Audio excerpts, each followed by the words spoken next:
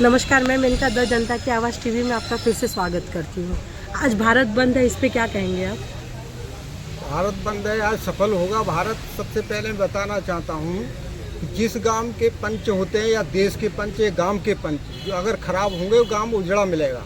हमारा देश ने तरक्की क्यों नहीं कर पाई कि हमारे पंच जो है ना, देश के पंच वो खराब हैं। एक भी सही न स्टेटमेंट देते, न कोई फैसला सही आता और वो जनता को भुगतना पड़ता है। पंच यानी क्या नाम? Lunch supreme court, high court, जज, ये पंच होते हैं। या गांव के पंच, गांव में पंचायत ऐसी ये पंचायत फैसला करते हैं। एक भी सही नहीं है, वो उनमें आरक्षण नहीं। एक ही जाति के वहाँ पे बैठते हैं, अपना अपना फैसला करते हैं। सबसे पहली बात अब ये है कि इन्होंने जब फैसला दिया तो पहले तो इंक्वायरी नहीं की कि हमारे किस कैटेगरी में कितने लोग आगे बढ़ चुके हैं, किनको मिलना है, कितने गरीबी है, क्या मिल रहा है या नहीं मिल रहा, और अचानक ऐसे ही फैसला दे देते हैं वो। इसलिए आंदोलन करना पड़ता है, जनता को नुकसान उठाना पड़ता है। तो आप चाहते क्या हो?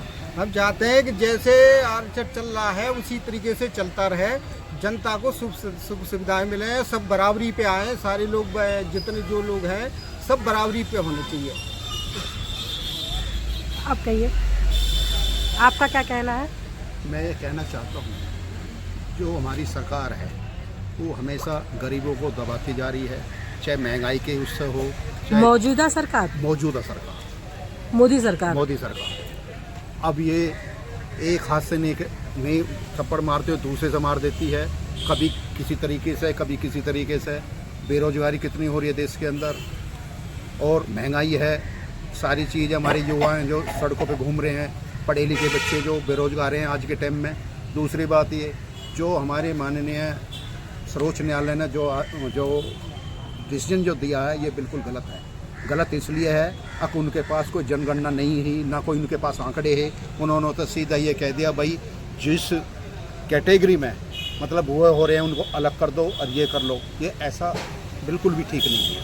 इससे तो बताओ, हमारा जो 15% जो SC का जो और 7.5 उसका आज तक वो पूरा नहीं हो पाया आरक्षण जो है, समझ में। और उनका कहना जो है बिल्कुल गलत है, और इससे जो हमारे उसमें बहुत भारी रोष है।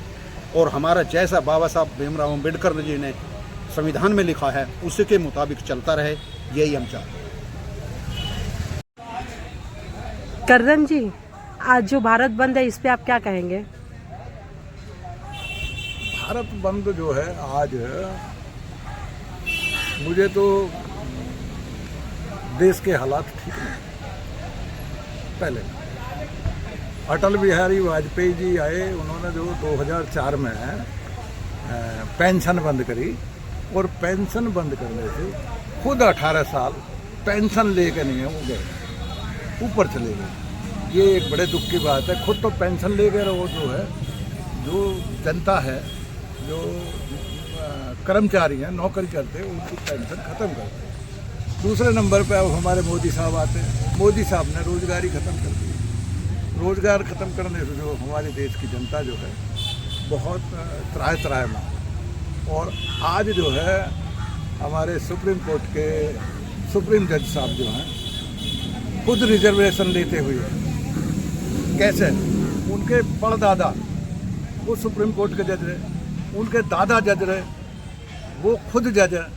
वो उनके अब सोच रहे कि मेरा बेटा भी हो जा, पोता भी हो जा, और सगे संबंधी, यार दोस्त सभी जो है हमारे वो सुप्रीम कोर्ट के जज बने। और SC ST का कोई भी जज नहीं हो, OBC का कोई जज ना हो। आज की डेट में है ही नहीं कोई जज। तो ये अन्याय है, और अन्याय इतने तरीके का है।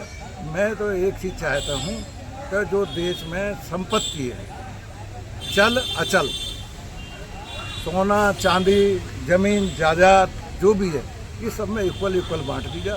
रिजर्वेशन अपने आप ऑटोमेटिक ख़त्म हो जाएगा। रिजर्वेशन जो है ऐसे ख़त्म नहीं होगा।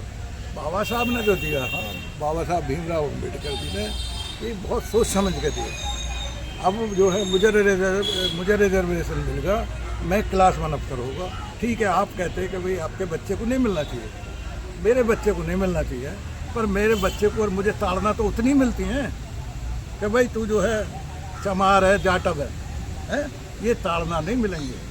फिर अगर इक्वल जो है संपत्ति हो तो ये बड़े दुख की बात है जो मतलब सुप्रीम कोर्ट के जजों ने ये निर्णय जो दिया है उसमें निर्णय में 5 तो जो बैठे हैं ब्राह्मण जो अपने कहते हैं कि हम तो जो हैं पुजारी हैं और 2 और हैं, वो ये भी एक गलत बात है।